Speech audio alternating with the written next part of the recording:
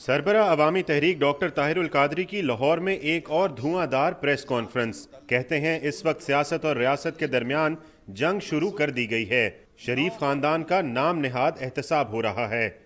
20 साल आप लगे रहें इस निज़ाम के तहत, इनके इक़्तिदार के तहत कोई शख्स, कोई इदारा एहतसाब नहीं कर सकता।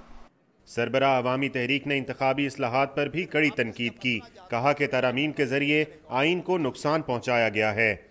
इस्लाहात के नाम पर 9 कवानीन पूरे के पूरे जो इंतखाबी निज़ाम से मुतल्लिक थे उनको टोटली डिलीट कर दिया, मनसूख कर दिया। 9 कवानीन।